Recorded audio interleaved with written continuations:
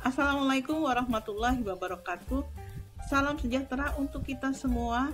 Om Swastiastu, Namo Buddhaya, salam kebajikan.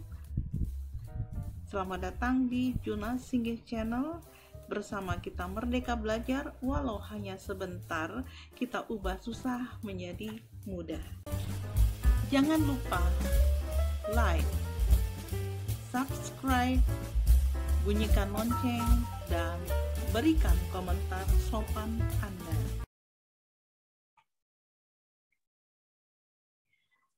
Kali ini kita berjumpa di mata kuliah akuntansi biaya dan praktek ya, tepatnya di pertemuan yang kedua ini kita akan bahas mengenai metode harga pokok pesanan. Untuk siklus akuntansi biaya, jadi kita masuk ke siklus akuntansi biaya dulu. Pada saat kita awal pertama memulai kegiatan adalah dengan pembelian dan penyimpanan bahan baku. Setelah dibeli, kemudian diolah menjadi produk jadi, baru kemudian disimpan menjadi produk jadi ke dalam gudang. Ini adalah proses pengolahan atau kegiatan dari membeli bahan baku, kemudian memproses atau mengolah bahan baku tadi menjadi produk jadi dan menyimpan ke produk jadi. Untuk penentuan harga pokoknya di sini pada saat pembelian bahan baku kita tentukan penentuan harga pokok bahan baku yang dibeli.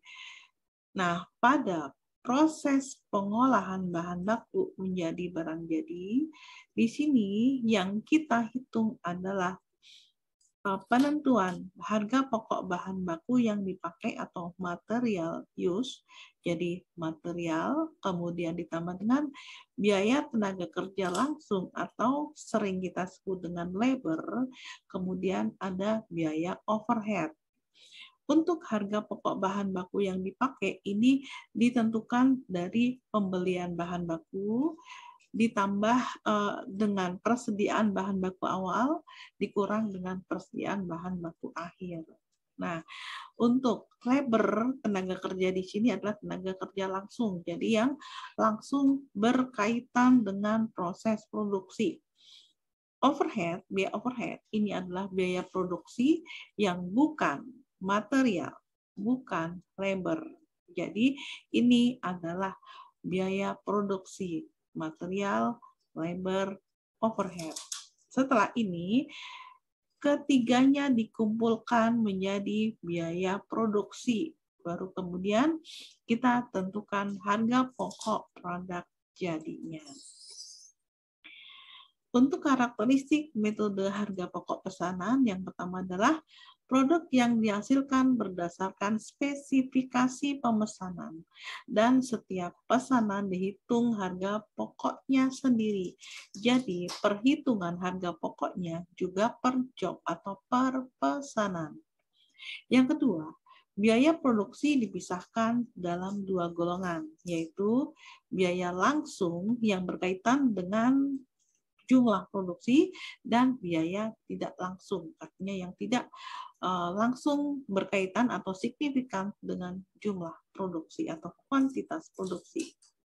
Yang ketiga, biaya produksi langsung terdiri dari biaya bahan baku dan biaya tenaga kerja langsung dibebankan langsung atau biaya sesungguhnya menurut biaya sesungguhnya terhadap pesanan, sedangkan biaya produksi tidak langsung yaitu BOP dibebankan pada pesanan tertentu atas dasar tarif yang ditentukan di muka. Yang keempat, harga pokok ditentukan pada saat pesanan selesai. Yang kelima, harga pokok per satuan dihitung dengan cara membagi jumlah biaya produksi dengan jumlah satuan produk pesanan tadi. Manfaat informasi harga pokok produksi per pesanan yang pertama adalah menentukan harga jual yang akan dibebankan ke pesanan.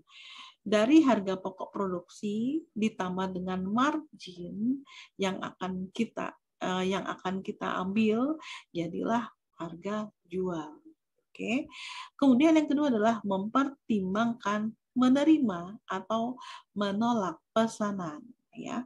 Apabila pesanan pada saat tawar-menawar di situ masuk harganya, artinya harga berada di atas harga pokok per pesanan atau harga pokok produk per unit pesanan, kita terima. Tapi apabila tidak, berarti tidak usah diterima. Namun dalam prakteknya, walaupun harganya break even point misalnya, apabila terdapat idle capacity untuk yang misalnya mesin misalnya, jadi tidak ada job, daripada menganggur, mendingan break even point pun diterima.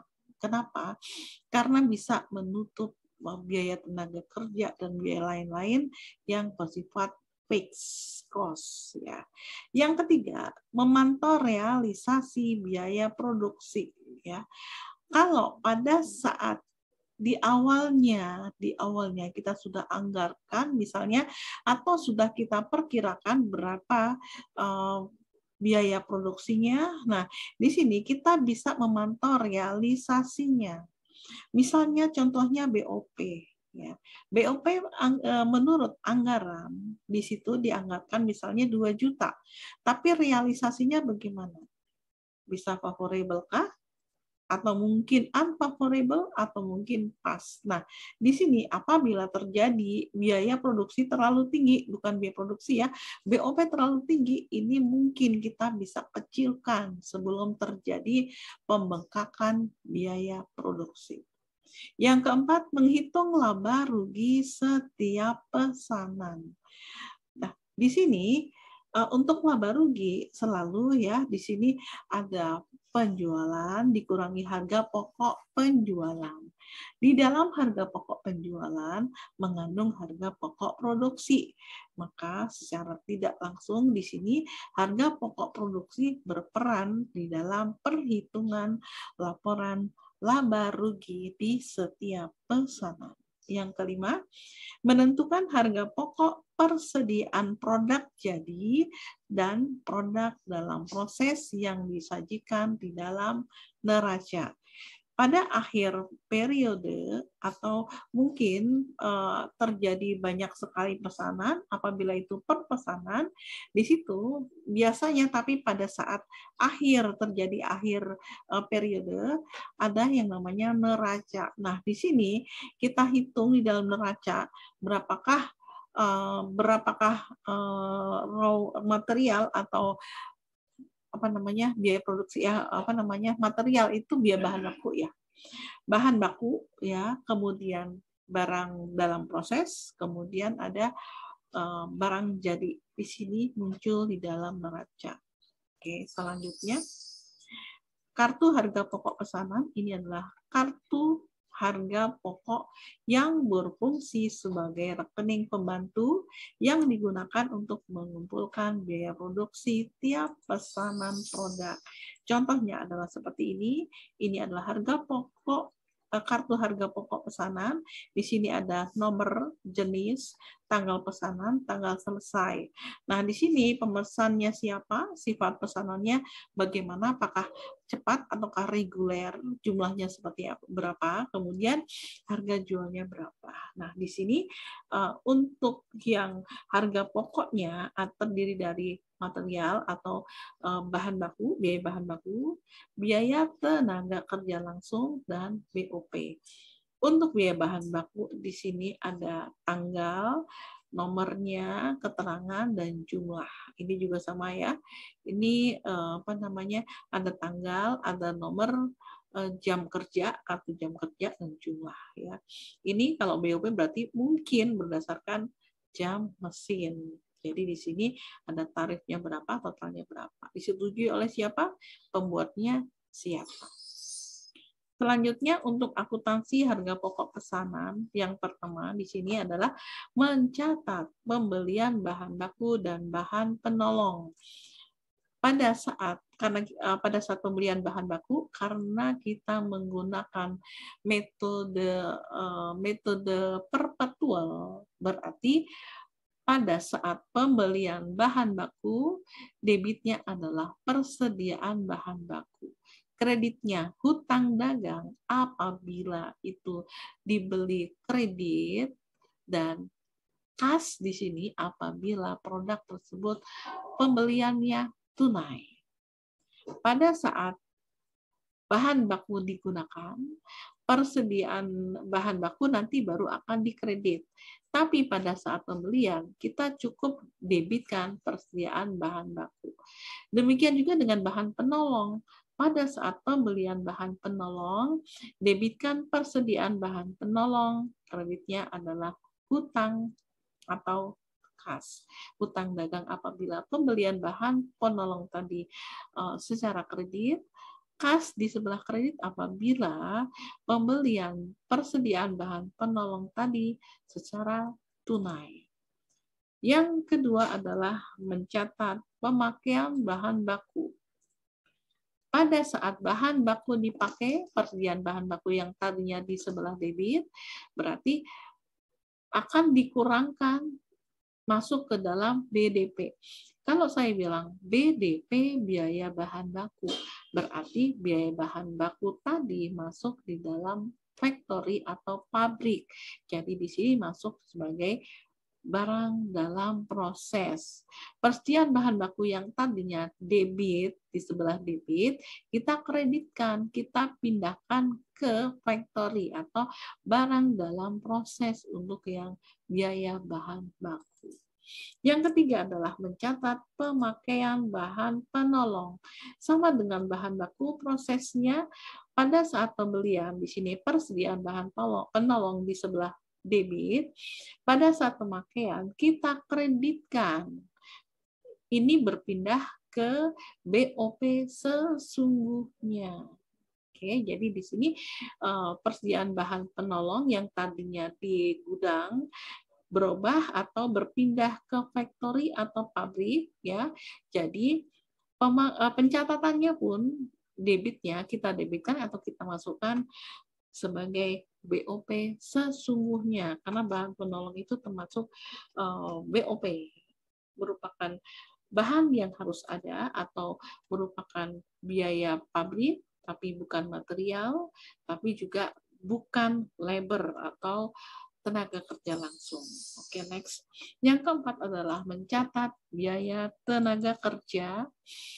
Untuk yang mencatat tenaga kerja di sini, yang pertama adalah mencatat tenaga kerja untuk yang terhutang seluruh pegawai.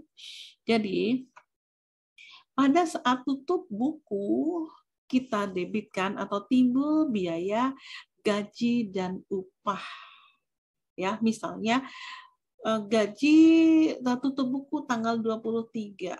Nah, pada saat tanggal 23 bulan yang bersangkutan didebitkan gaji dan upah pada hutang gaji dan upah. Di sini kreditnya hutang gaji dan upah. Kenapa? Karena pada saat itu belum dibayar. Nah, yang kedua, mencatat distribusi gaji dan upah. Ini adalah keseluruhan yang dikeluarkan biaya gaji dan upah, ya. Kemudian gaji dan upah yang tadinya di sebelah debit, kita kreditkan, kita distribusikan, yang biaya tenaga kerja langsung masuk BDP, barang dalam proses. Kemudian yang tenaga kerja tidak langsung tapi masuk di dalam biaya tenaga kerja pabrik, ini masuk ke dalam BOP yang sesungguhnya. Kemudian biaya gaji bagian administrasi dan umum, ini masuk ke biaya administrasi dan umum. Biaya pemasaran, sales misalnya, ini masuk ke dalam biaya pemasaran. Selanjutnya yang ketiga adalah mencatat pembayaran gaji dan pemungutan PPh 21.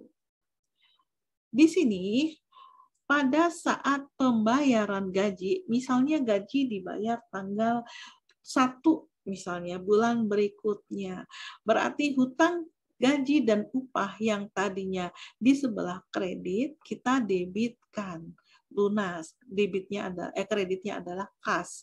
Jadi kita bayarkan kas ini untuk apa? Untuk bayar hutang gaji dan upah. Tapi ingat di sini ada yang namanya hutang PPh. Jadi kas yang dikeluarkan hanya sebesar hutang gaji dan upah dikurangi dengan PPh. Kenapa? Hutang PPh di sini bukan kepada karyawan tapi kepada Dirjen Pajak atau KPP-nya. Nah, pada saat mencatat pembayaran PPh ke KPP, di sini hutang PPh yang tadinya dikredit kita debitkan. Jadi lunas, utang PPh pada kas. Oke, selanjutnya yang kelima, mencatat BOP atau biaya overhead publik. Yang pertama, kita catat BOP oplet atau pembebanan BOP. Jadi BOP ini seolah-olah sudah ada, sudah masuk ke dalam BDP BOP, tapi di sini kreditnya adalah BOP yang dibebankan. Oke. Selanjutnya mencatat BOP yang sesungguhnya. BOP ada macam-macam. Ya. Nah, di sini misalnya contohnya biaya listrik, air itu masuk BOP. Penyusutan misalnya, nah ini nanti biaya penyusutan, biaya listrik deh paling gampang ya. Nah biaya listrik tadinya pada saat kita bayar kita debitkan kan. Nah pada saat masuk ke BOP sesungguhnya tadinya yang biaya listrik tadi di debit kita kreditkan. Demikian juga dengan yang lain. Biaya gaji supervisor, biaya gaji manajer itu masuk di dalam tenaga kerja tidak langsung. Seperti itu. Jadi di sini berbagai rekening yang dikredit adalah sebanyak berapa rekening BOP yang sudah didebitkan. Ini maksudnya berbagai rekening yang dikredit semuanya masuk ke BOP sesungguhnya. Yang keenam, mencatat persediaan produk jadi. Nah, di sini pada saat kita mencatat persediaan produk jadi, yang tadinya BDP biaya bahan baku, BDP tenaga kerja langsung, dan BDP BOP yang di sini ya, ini ada ada BDP biaya bahan baku tadi ya. Kita jadikan satu, kemudian kita kreditkan. Nah, debitnya adalah persediaan produk jadi. Jadi yang tadinya belum jadi berubah menjadi barang jadi, makanya debitkan persediaan produk jadi. Selanjutnya mencatat persediaan barang dalam proses ya. Tadi persediaan barang dalam proses ya yang di sini ya. Yang ini sudah jadi, yang belum jadi kita catat di sini karena pada saat tanggal akhir periode di sini ada produk yang sudah jadi, ada yang belum jadi. Nah, yang jadi kita masukkan ke persediaan produk jadi, yang belum jadi kita masukkan ke persediaan BDP. Ini yang muncul di dalam neraca. Baru kemudian mencatat harga pokok produk yang dijual ya. Persediaan produk jadi yang tadinya debit, kalau kita jual maka debitnya adalah harga pokok harga pokok penjualan. Kreditnya adalah persediaan barang jadi. Nah, nanti apabila kita jual kemudian kita mencatat penjualnya, berarti di situ kita persediaan produk jadinya di debit, kreditnya adalah penjualan. Oke, selanjutnya contoh. PT Ilio Nasari berusaha di bidang percetakan bulan November 2018 mendapat pesanan sebagai berikut. Di sini pemesanannya ada PT Remedi, Oki, jenis pesanannya undangan dan papan iklan. Ini nomor pesanannya. Ini harga pokok per lembarnya atau price per lembar. Ini adalah kuantitasnya dan totalnya ini adalah masing-masingnya. Ya, jadi harga dikalikan kuantitas jadilah total. Oke, next. Untuk kegiatan pesanan ya, yang pertama adalah pembelian bahan baku dan bahan penolong. Ya, misalnya ini adalah pembelian bahan baku. Jadi ada kertas X, Y, tinta A, tinta B. Ini masing-masing kuantitasnya, ini harganya, dan ini totalnya. Kemudian bahan penolong di sini dibeli bahan penolongnya jenisnya adalah P dan Q. Ini kuantitasnya, ini price per unitnya totalnya ada segini ya 170.000 dan Q 300.000. Jadi totalnya ada 470.000 rupiah. Jadi total pembeliannya ada 5.945.000 rupiah. Dari mana? Dari 5.475.000 ditambah dengan 470.000 rupiah. Selanjutnya untuk jurnal pembelian bahan baku ya. Kalau pembelian berarti seperti tadi ya kita menggunakan metode perpetual. Berarti persediaan bahan baku di sebelah debit kita debitkan, kreditnya adalah hutang dagang sebesar berapa uang yang kita keluarkan untuk pembelian bahan baku di sini. 5475. 5475. Oke. Kemudian untuk pembelian bahan penolong berarti sebesar sini bahan penolong ya 470.000 berarti kita debitkan persediaan bahan penolong pada hutang dagang. Untuk selanjutnya contoh ya, ini pemesanannya ini seperti yang tadi ya. Oke, kita pindahkan ke sini biar jelas. Pada saat pemakaian bahan baku dan bahan penolong, ini misalnya keadaannya, kondisinya ya, seperti tadi di soalnya dibutuhkan kertas X, Y, tinta A, tinta B. Untuk pesanan nomor 101 dibutuhkan kertas X sebanyak 85 unit, harganya Rp10.000. Jadi totalnya Rp850.000 ya. Ini untuk pemakaiannya. Oke. Kemudian di sini untuk tinta A dibutuhkan untuk pesanan 101 sebesar 5. Kalau di sini kan tadi pembeliannya ya, di sini adalah pemesanannya ya, di sini adalah di sini adalah kebutuhannya. Jadi 5 di sini. Di sini ada price per unitnya ada 100.000, jadi totalnya ada 500.000. Jadi ada 1.350.000 rupiah. Demikian juga untuk pesanan 101. Dibutuhkan 10 unit kertas ya, Y ya, harganya Rp350.000. Ini totalnya. Oke. Kemudian dibutuhkan juga tinta B untuk pesanan 102 ya. Harganya 25.000, ini totalnya 625.000 hingga total untuk yang pesanan 102 adalah 4.125.000. Jadi total untuk pesanan 101 dan 102 ada 5.475.000 rupiah. Dari ini ya 1.350.000 ditambah dengan 4.125.000. Untuk bahan penolong ya dibutuhkan bahan penolong P dan Q kuantitasnya 10 ini ya 10 dan 40. Nah, ini adalah harga pokoknya masing-masing, ini totalnya. Sekarang kita lihat jurnal pemakaian bahan baku ya.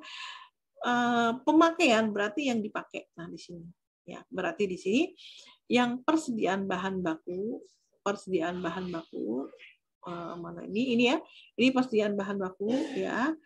Jadi sebesar persediaan bahan baku, sebesar pemakaian bahan bakunya kita kreditkan, debitnya adalah BDP biaya bahan baku.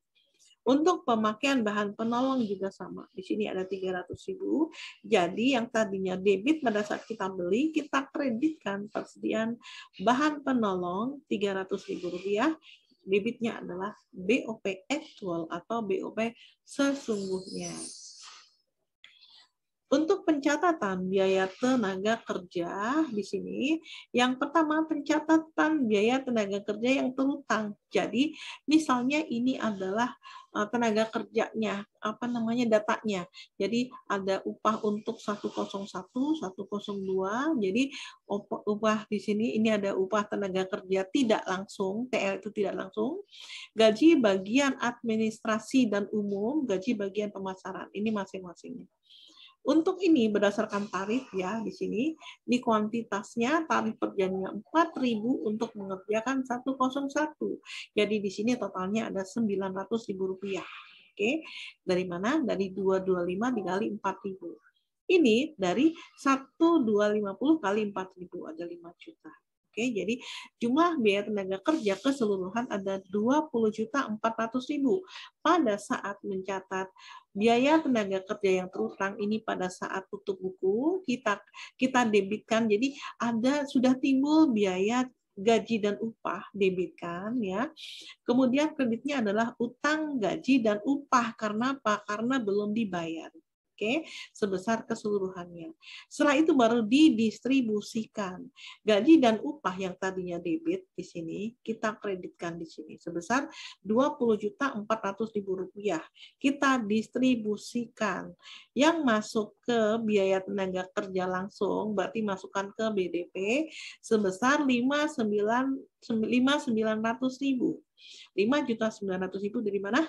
Dari upah yang untuk 101.900.000, upah untuk 102 ada 5 juta. Oke, jadi di sini 5.900.000 rupiah. Nah, untuk upah tenaga kerja langsung masuk ke BUP aktual atau sesungguhnya 3 juta. Biaya administrasi umum, ini ya, gaji bagian administrasi dan umum, masuk ke biaya administrasi dan umum 4 juta dari sini. Dan untuk yang gaji bagian pemasaran masuk ke biaya pemasaran sebesar Rp7.500.000. Selanjutnya, yang ketiga, mencatat pembayaran gaji dan upah. Ya, di sini karena tidak ada PPh-nya dianggap begitu, berarti hutang gaji dan upah yang ada di sini, yang ada di kredit kita debitkan lunas. Berarti kreditnya adalah kas. Yang keempat,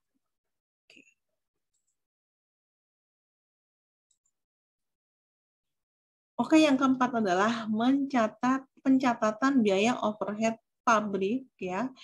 Yang pertama adalah mencatat BOP yang dibebankan berdasarkan tarif yang ditetapkan, yaitu misalnya 150% dari tenaga kerja langsung sebesar Rp8.850.000. Jurnalnya adalah BDP, BOP, jadi seolah-olah ini sudah timbul BOP tapi dari anggaran atau yang dianggarkan. Oke, kemudian misalkan BOP yang sesungguhnya terdiri dari biaya departemen, depresiasi mesin ya, depresiasi gedung, asuransi, pemeliharaan, kemudian ada pemeliharaan mesin dan gedung di sini ya. Jadi totalnya ada Rp5.700.000. Nah, biaya-biaya BOP yang sesungguhnya tadi kalau pada saat timbul kan kita debitkan ya kan semuanya. Nah, ini karena di sini kita hitung yang aktualnya berapa, biaya-biaya keseluruhan tadi untuk BOP kita kreditkan. Ya, kalau biaya depresiasi di sini kan BOP biaya depresiasi pada depresiasi mesin. Sebentar, di sini bukan akumulasi ya, harusnya biaya-biaya tadi kalau misalnya biaya depresiasi pada akumulasi depresiasi gitu ya. Ini akumulasinya salah. Sebentar, saya akan benerin dulu ya. Di sini bukan biaya pada akumulasi tapi pada apa sih namanya, saya akan show dulu. Ternyata ke bawah. Tadi sampai ke sini. Ini bisa nggak ya? Mudah-mudahan bisa.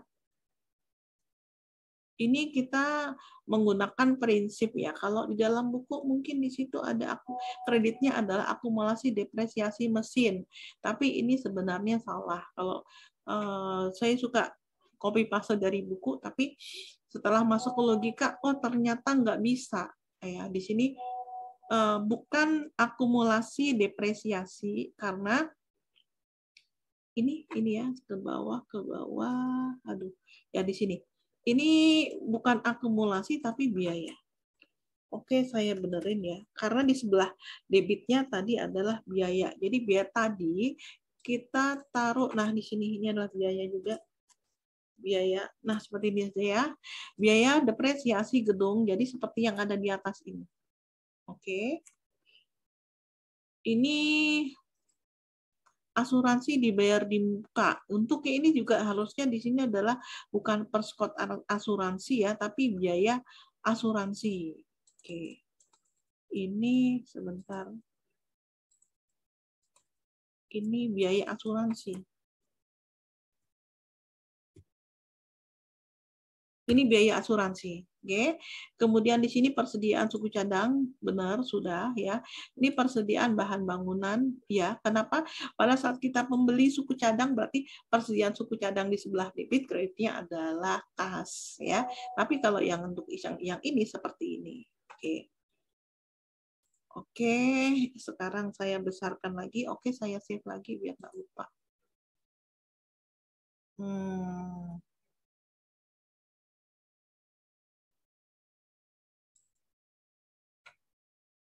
Ini kurang mencatat gaji tadi yang ini ya, biaya depresiasi dan asuransi. Oke. Ini saya harus turunkan dulu.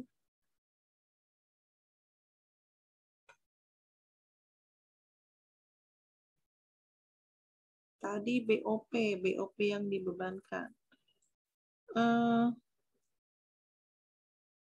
Nah, ini. Pas mudah-mudahan. Oke, saya save dulu biar nggak lupa. Oke, sekarang. Oke, kita lanjutkan lagi. Oke, ini sudah benar. Kemudian di sini yang keempat adalah mencatat penutupan BOP yang dibebankan.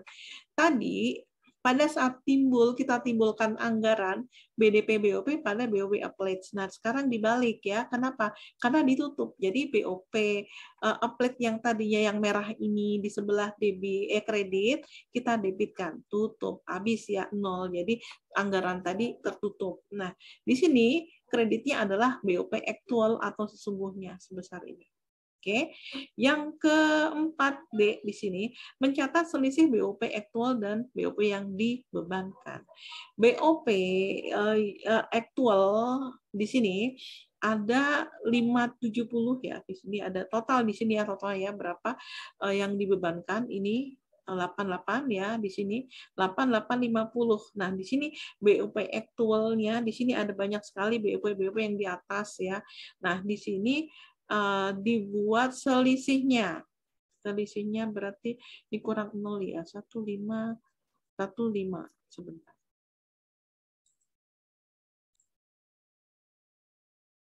Oke, di sini untuk yang selisih BOP nanti pada saat nanti ada biaya tenaga kerja untuk yang yang masuk dalam BOP ya, ada banyak, tidak hanya BOP aktual yang ini saja, tapi kayak tenaga kerja tidak langsung dan lain-lain. Nah, ini semuanya dijumlahkan, itulah BOP aktualnya ditambah dengan BOP aktual yang ini ya, di sini ya. Nah, kemudian dikurangi dengan BOP applied-nya. Jadi di sini BOP applied-nya ada 8850. Jadi yang Rp150.000 itu dari situ. Nah, ini adalah selisih BOP. Oke. Oke, yang ini saya lanjutkan lagi. Selanjutnya ada contoh soal lagi, diketahui data pesanannya adalah sebagai berikut. Biaya bahan baku yang dipakai 1.500, tenaga kerja langsung 1.000, tarif BOP yang ditetapkan sebesar 120% dari biaya bahan baku. Sedangkan BOP yang sungguhnya adalah sebesar Rp1.500.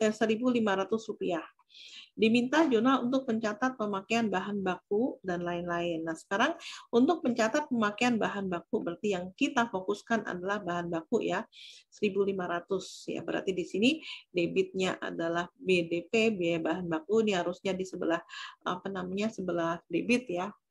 Agak ke sini ke kiri tapi nggak apa-apa ya. Yang penting Anda paham. Kemudian kreditnya adalah persediaan bahan baku karena dipakai berarti masuk di dalam barang dalam proses. Kreditnya biaya bahan baku. Oke. Kemudian untuk mencatat biaya tenaga kerja langsung, ini yang kedua ya, berarti di sini tenaga kerja langsung ada 1.000, berarti debitkan BDP biaya tenaga kerja langsung, kreditnya adalah gaji dan upah. Kemudian yang ketiga, jurnal untuk mencatat BOP yang dibebankan. Berarti di sini yang dibebankan di sini ada 1.800 dari mana? Ini tarif BOP-nya. 120% dari biaya bahan baku dari Rp1.500. Jadi ada Rp1.800. Ini adalah yang dibebankan. Jadi debitkan BDP BOP pada BOP yang dibebankan. Kemudian yang keempat, besarnya harga pokok produksi. Jadi di sini untuk mencatat harga pokok produksi ya berarti BDP bahan baku, tenaga kerja langsung dan BOP ini semuanya di total. Jadi ada Rp4.300. Oke. Ini tadi sudah dari mana hasilnya? Oke. Sampai di sini jumpa kita. Mudah-mudahan bermanfaat ya untuk yang video ini. Wassalamualaikum warahmatullahi wabarakatuh. Salam sejahtera untuk kita semua. Om Swastiastu, Namo Buddhaya, salam kebajikan. Oke, untuk referensinya Anda bisa lihat di referensi di RPS-nya ya. Di situ salah satunya adalah akuntansi biaya berarti dari Mulyadi. Buku Mulyadi, karangan Mulyadi. Oke, sehat-sehat selalu ya.